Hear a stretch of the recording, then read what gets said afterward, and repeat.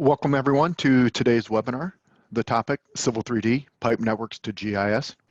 We're going to be looking at getting Civil 3D smart data into an Esri product. My name is Scott Mizek. I am a technical specialist at ATG. So let's go ahead and get started. A little bit about myself. I do have a Bachelor's of Science in Geography GIS from the University of Minnesota. Got that back in 2010. I've been doing the reseller consulting business for about 8.5 years. Prior to that, I was NSPS Level 3 construction certified on the surveying side for about 6 years. I've been using Autodesk products since release 13, R13 that is. So that's roughly about 29 years. And yes, I do feel old. I do specialize in the civil engineering, surveying, and construction firms. So my main softwares that I deal with is Civil 3D, Map 3D, InfraWorks, Recap, anything to do with the infrastructure side. I have spoken at Autodesk University 6 times. And on a side note, I am a certified technical consultant and certified instructor for Bluebeam Review since 2014. This webinar is being recorded. It will be posted to our website in the near future. If you have any questions, feel free to put them into the chat. If I see that I should stop what I'm saying and address that question, I will. Else, I'm going to wait till the end of the presentation to take questions. So the problem. The engineer has maximized the power of Civil 3D by using pipe networks, pressure networks, surfaces, alignments, profiles, corridors, and all that other stuff. But now they need to share that data with a GIS department, maybe an internal GIS department, or maybe external, maybe for the city, county, or even possibly state. That's the problem. Why is this a problem? You can't just send a drawing. While Esri can use a drawing as a background or an overlay, it won't recognize the Civil 3D smart objects inside that drawing. So what we need to do is we need to take that GIS or take that Civil 3D smart object pipe network, and we need to convert it to an Autodesk SDF file, and then do some manipulation to it, and then convert it to an Esri Shapefile, so that that smart data can be shared across multiple platforms, whether it be Autodesk or Esri products. And the reason why I did this was because it's not just as simple as MAPEXPORT, MAPIMPORT, export to SDF. There's a little tricks you have to do when it comes to the surface or when it comes to the pipe network. So what we're going to be doing today is we're going to be looking at converting a Civil 3D smart object to an SDF file. We will be opening that SDF file up and adjusting some of the data, and then minimizing the data so that we only bring in the data that we need. And you'll see this once we build this, that we will actually have technically duplicate columns. So we're going to remove some of those when we convert to an Esri shapefile. So where to begin?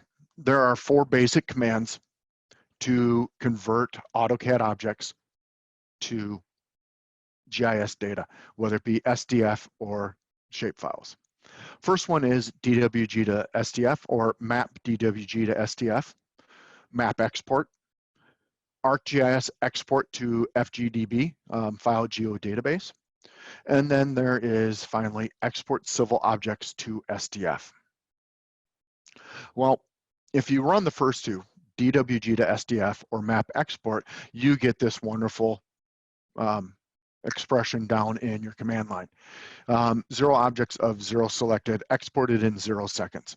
Even though I had multiple objects selected, the DWG to SDF or the MAPEXPORT just doesn't recognize a pipe network when it's being converted into GIS data. That's fine. I didn't like those 2 commands anyways. So we'll look at the ArcGIS export to FGDB, to a file geodatabase. That works. It will actually take a pipe network and convert it into a file geodatabase. The problem with that is that if you look at the properties of pipe 9, it has the centerline elevation at 786.71 and the end elevation being centerline at 786.39. Well, when it converts to that file geodatabase, it is actually saying that the invert is 786.71, not centerline of the pipe. So we have a disconnect with the conversion of Autodesk objects, pipe networks, pipes, structures, and converting it into a file geodatabase. So that one, it works. We do have the ability to make some adjustments to the file geodatabase, but I wanted to show you how to do it in the Autodesk software. So I'm going to come in and I'm going to look at my fourth option, and that is export civil objects to SDF. What that will do is it will export all points, alignments, and profiles, parcels, and pipe networks to that SDF. When I bring that in as an SDF connection, so I run an export civil objects to SDF, it just reads the entire drawing and creates an SDF file out of it. Now, if I come back into MAP or Civil 3D in the Planning Analysis workspace, and I bring that SDF back in, so I exported one out, called it Pipe Networks Webinar. When I bring it in, you will see that I have alignments, parcels, pipes, points, and structures. Pipes and structures, pipe networks on there. So what I want to do is I want to bring those in, and I only want to bring in the pipes, and I only want to bring in the structures. When I do that, you will see that again, the pipe for pipe 9, the invert is 786.71, and the end invert is 786.39. Well, again, that matches centerline elevation. So even converting Autodesk pipe networks to an Autodesk GIS file, it still reads the centerline instead of the invert for this. So what do? I come in and I go ahead and I'll create a calculation. And in that calculation, I'm going to use the inside diameter and the start invert of that pipe. From there, I want to come in and I want to say the start invert is half the diameter, and you subtract that out. So start invert, technically 2, should be the invert minus half of the ID. What that does is it gets centerline to invert, gives me that elevation instead. So I go ahead and I'll create 2 calculations on there, start invert 2, end invert 2, and it's basically the start invert minus half of the diameter, end invert half the diameter. Now I have technically 2 start inverts and 2 end inverts. Still as an SDF file, still matching. Well, here's the start invert elevation, 785.96, 785.96, and the end, 785.64. Oops, oh, right there, 785.64. So I know my inverts match based off of my pipe network inside Civil 3D. What do I have to do to it now? I need to come in and actually export that data back out as an SDF. Only the pipes, only the structures, and now I end up with a Pipe Networks Webinar pipes drawing, or SDF. And then I import that data. So I do a map import, comes in as just lines, polylines and such. Pipes. The key on this is I'm going to bring it in the data. I'm going to select in there. I'm going to create object data, and I'm going to select the fields. From here, I want to bring in everything that's critical. This is where the minimizing comes into play. Because the first thing that I want to do is I want to make sure that I uncheck the original start invert and the original end invert, but make sure I keep my start invert and my end invert. What that'll allow me to do is actually see the invert of the pipe and not get confused by saying 2 different values on there. If you need to see the OD, bring it in, length, slope, the structures, anything that you need to see in here, check it. Mainly inverts, maybe slope, maybe length on there. OD, no. Network, no. But now I've done the map import and I'm only bringing in that data that I need. And from there, if I click on a line, just a standard line, it has the object data and it shows me the start invert and invert, and it matches the original pipe invert. Everything matches now. Now I can actually run the convert to a shapefile. I can run the map export. From here, I create a brand new shapefile. I called this one pipes 2. I only run lines on here. I like keeping my data separated. So just lines on one, structures in another. I run my lines, I select them. I could come in and say, hey, only on this layer. Makes things a little bit easier, especially if you're dealing with a large amount of data on there, scattered throughout there. Maybe there's more information than just pipes in this drawing. Filtering it down to just a certain layer or layers is always a good thing. 15 objects are selected, 0 are filtered out. That's always a good sign right there. From there, I want to make sure that on the data tab, I select attributes and I bring in the object data. What this does is it takes all that object data and actually converts it to cells in a GIS table. So I'm going to select attributes, and then the coordinate conversion, I'm just going to leave it, in this case, Minnesota State Plains Central, US Survey Foot. I'm not going to convert. I do have that option. From there, if I bring in the shapefile, there is pipe 9 again, and there is the 785.95, and then the 785.84 with those values in there. So I'm going to go ahead and just demonstrate how to do this in the software.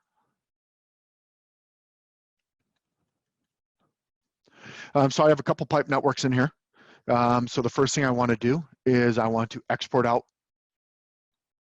my objects to SDF. It's going to ask, where do you want to store it? I'm just going to put it right here. I'll actually move it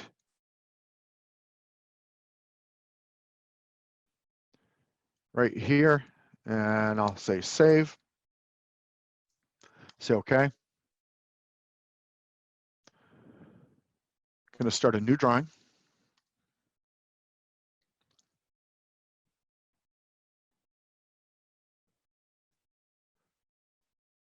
It's fine.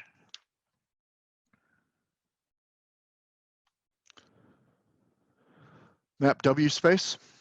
I'm going to turn it on. No sense switching to the planning and analysis. And now what I want to do is I want to bring in that data. So I'm going to say connect to data, bring in the SDF. I'm going to look for it, desktop, ATG drawings, and there is my SDF file created at about 12:13. I'm going to go ahead and say open, connect, and I'm going to bring in this case, I'm just going to bring in the pipes on here. I'm going to add to map. And I didn't assign a coordinate system to this. I'm fine with that. But if I come in and look at this piece right there, so I'm going to minimize this. I'm going to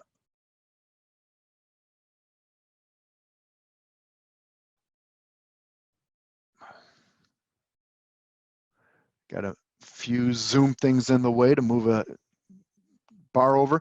There's pipe 9, and there is the start invert 786.71, 786.39. Well, if I come in here and I click on that pipe and go into pipe property, it is reading the centerline elevation for end and start, not the start and end invert that we need there. So what do? I jump back into the drawing, go into my table, and I'll go ahead and create 2 new calculations. So under options, create a calculation. Going to call this start invert 2. And I want to go under the properties, and I want to take the original start invert, and I want to subtract out the inside diameter divided by 2.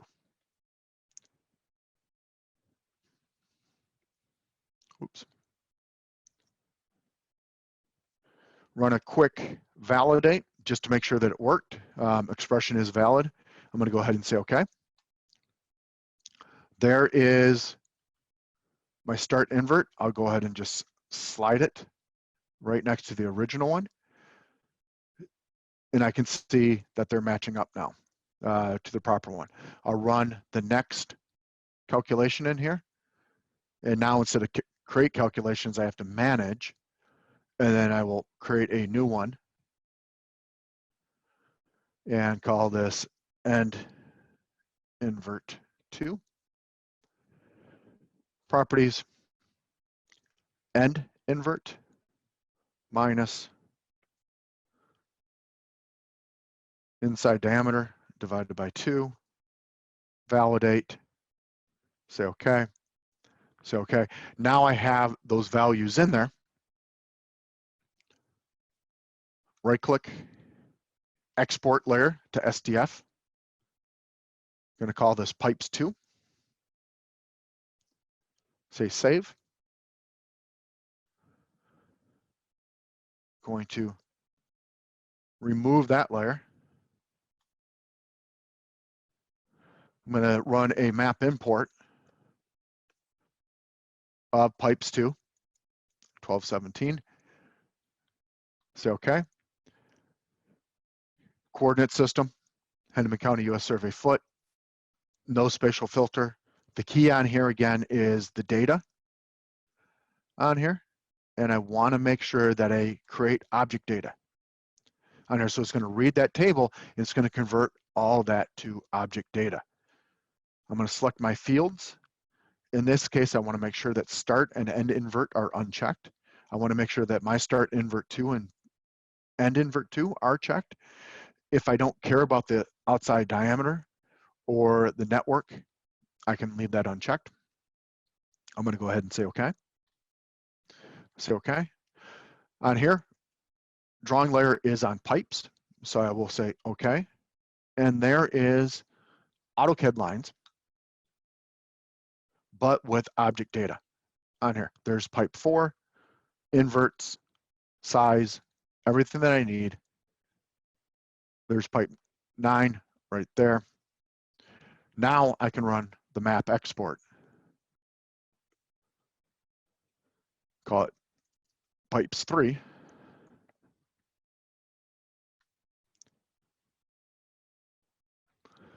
In this case, I'm going to select manually and I'm going to pick everything. But because I knew everything was on a pipes layer, I could have come in and said pick pipes and pick that layer right there. And it would have selected everything identically as if I did it manually. Again, this drawing only had pipes in there, so it wasn't that hard to do a window pick. But if you had other information in this drawing, you know what, filtering it down by layer isn't a bad thing. Under the feature class, I want to make sure that I select attributes, object data, and I want to make sure that I select my pipes. There's the name, inside diameter, the length, the slope, begin structure, end structure, size, and then most importantly, there are my correct inverts. I'm going to go ahead and say OK. And in this case, I'll narrow that down to just lines. Then finally, under the options, I'll leave this as Hennepin County US Survey foot right there. Treat closed polylines as polygons. No, they're pipes. I'll go ahead and say OK. And that way, down there, down at my command line, it said 16 objects of 16 selected, exported in 1 second.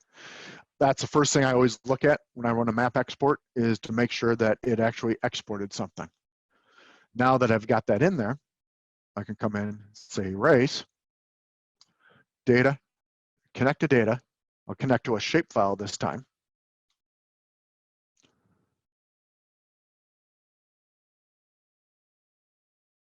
Now I gotta remember, I forgot where I actually saved it to. Undo. Map export.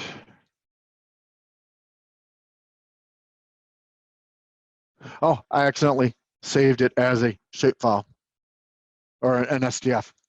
So pipes 3. Say okay. Lines, we'll select manually. Data, same situation. Say okay. Options, good. Say okay. Now I have a shapefile, not just another SDF file. Now I'll get rid of that. Connect. There's pipes 3. Bring that in, connect. I'll leave the coordinate system in at as is. I'm going to add the data to the map.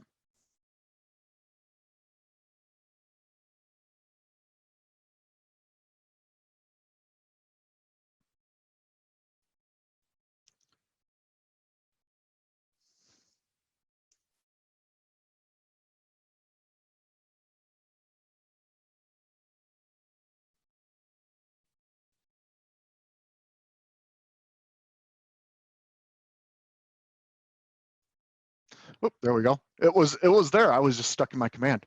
So I was adding it once or twice. Yes, I added it 3 times.